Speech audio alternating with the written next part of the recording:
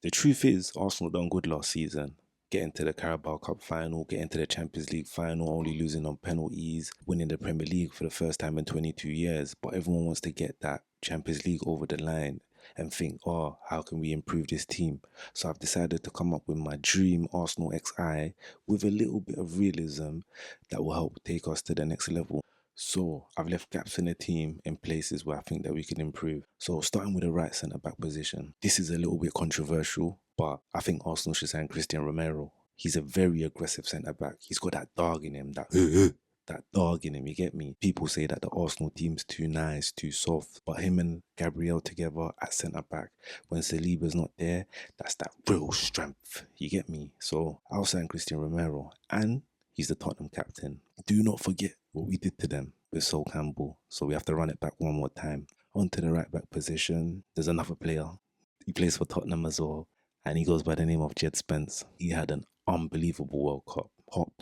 Top player. I remember when we played them for the first time when he played for, I think it was Nottingham Forest. He's got the pace, he's good 1v1, he can get forward on the flanks. And I just think he thinks he's bigger than Tottenham. That's perfect. Bring him to Arsenal. I think he'll be a great addition. He's got a lot of personality, a lot of character. I think him and Arteta might clash heads, but now midfield sorted. So on to the front line. Victor Gyökeres. It's a tough one. For years, we was begging for the club to buy a striker. Please buy a striker. Please buy a striker. And they finally did. And we won the Premier League. There's some stat going around that in the Premier League era or Emirates era, he's the highest goal scorer ever since, I think it's Sanchez. He offers little to no impact in the team. He can't hold up the ball. He doesn't win his aerial duels. His finishing is not the best. Hold up play, short passing, combinations, link up, everything is awful. It's awful. But it's too early to sell him, and we did win the Premier League in his first season, so what can you say to him? Me personally, I would replace him, and the player I would replace him with is not Julian Alvarez, it's Lautaro Martinez. And people are going to say, what? Lautaro Martinez, he's washed, he's finished, he's done, he's toast, he's cooked, he's Kentucky Fried Chicken, it's over. But nah, because one thing a wise man always said to me is all a striker has to do is score goals, and he's doing his job. But he doesn't just score goals. His link-up play is much better. And if you check his goal record and his goal history for Inter Milan, it's one of the best. It's one of the best. So I would sign Lautaro Martinez. I don't think he has too much time left on his contract. Now, onto the left wing position.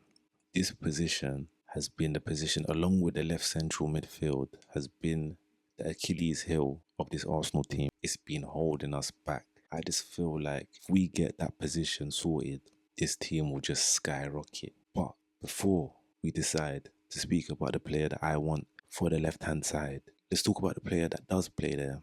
We have Martinelli. And let's not forget about Martinelli. A lot of people forget about him and write him off. But let's not forget about Martinelli. He had the most non-penalty goals scored by a Brazilian, 15. I believe it was the 22-23 season when he was 21 years of age. And he was cold. He was cold. He was slapping it. Left foot, right foot, everything. Pace, running behind. Cold. I actually thought he was going to be better than Saka, but he's just declined ever since Xhaka left the club.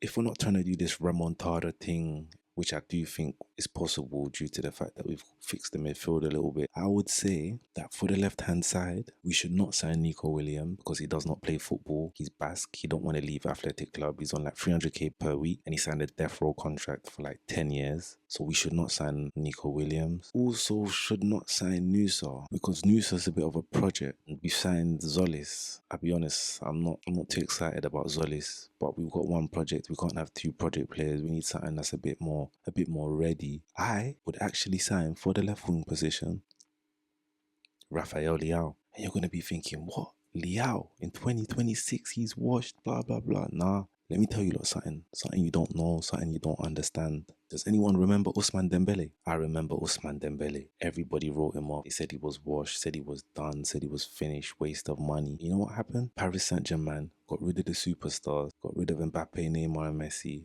and they brought in Dembele for 40 million euros or 50 million euros, which is roughly the same price Milan is asking for Leao right now.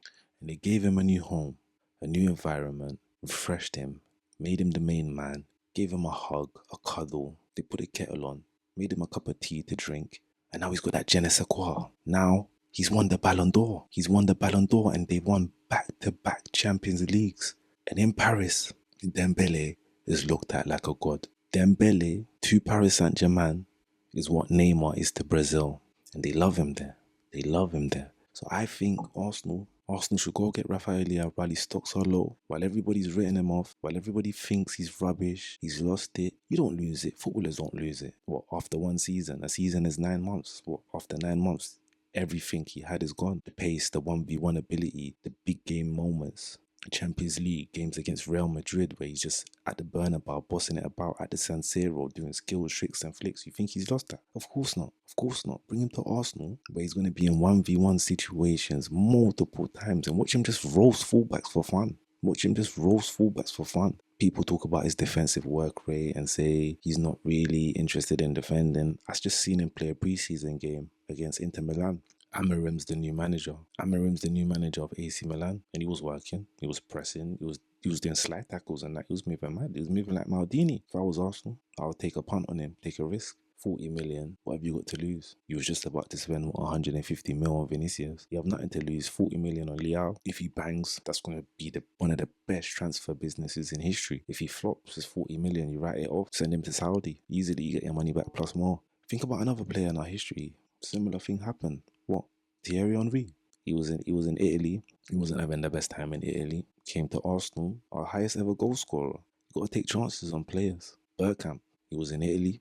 Came to Arsenal. Became one of our greatest players, if not our greatest player of all time. A lot of people say Henry, but Bergkamp's football technically is one of the greatest. So we got a chance to repeat history again. Get an undervalued player from Italy, from Syria. Give him a chance, give him life. But yeah, that's who I would sign. Let me know who you lot would sign in the comments.